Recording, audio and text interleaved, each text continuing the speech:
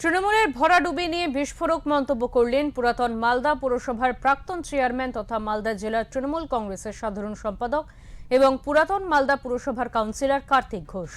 ঘাসফুলের ভরাডুবির জন্য পুরোপুরি দায়ী তৃণমূলের সেনাপতি অভিষেক বন্দ্যোপাধ্যায়, এমনটাই মত তার। কার্তিক ঘোষ জানান, অহংকারের পতন হয়েছে। সাংসদ বিধায়কদের চাকর বাকর মনে করতেন অভিষেক, তার পরিণতি এই বিপর্যয়।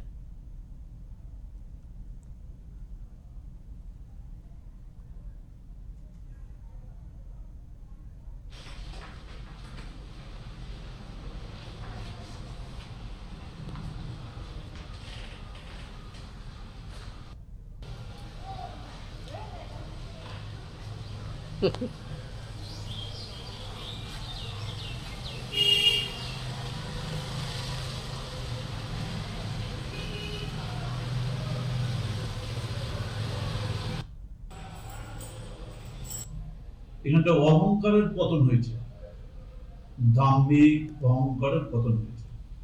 উনি যেটা কথা বলছেন, ওনার কথা রেস ধরেই বলছি, উনি সঠিক কথা বলেছেন।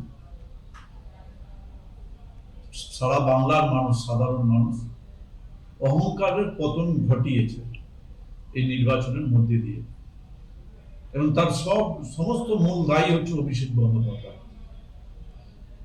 ওনার উদ্ধত হয়ে গেছে। উনি দলের সম্বন্ধে কি জানেন?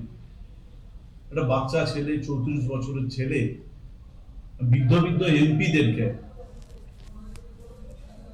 তাদেরকে সমস্ত আপনার বিধায়কদেরকে কোন চাকর বাকর ভাবতো, বাড়ির চাকর বাকর ভাবতো। তার ক্যামেরা স্টেজে গেলে তাদেরকে পাত্তা দেওয়া হতো না। আপনি যে কোনো জনপ্রতিনিধি বলুন, একটা সংস্থা আছে আইপ্যাক সংস্থা, সেই আইপ্যাক সংস্থা এবং অভিষেক বন্দ্যোপাধ্যায় যদি বিপর্যয় হয়ে যাচ্ছে, আমাদের যে বাংলায় যে বিপর্যয় হয়ে যায়, তার জন্য মূল দায়ী তারা।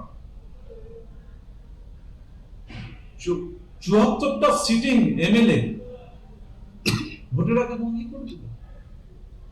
তাদেরকে বসিয়ে দেওয়া হলো। একটা দুটো এমএলএ না, 74টা। আপনার আমাদের চেয়ারম্যান, গোটা উত্তরবঙ্গ জুড়ে চেয়ারম্যান রিমুভ করেছে। কি দোষ করেছিল, কি অন্যায় করেছিল বলুন না? উনি সবসময় থ্রেট করতেন লিডারদেরকে যে দেখবেন সকালে উঠে আপনার চাকরি চলে যাবে। আজকে 4 তারিখে বাংলার মানুষ সকালবেলা যা রায় দিয়েছে, সে রায় তার চাকরিটা চলে গেছে। বাংলার লোকাল গ্রাউন্ডে কি বুঝে? ওই মাটি চিনে তারা একটা রিপোর্ট করেছে, তার ভিত্তিতে চেয়ারম্যান নেব। বলুন না ওর মধ্যে কি রেজাল্ট হয়েছে?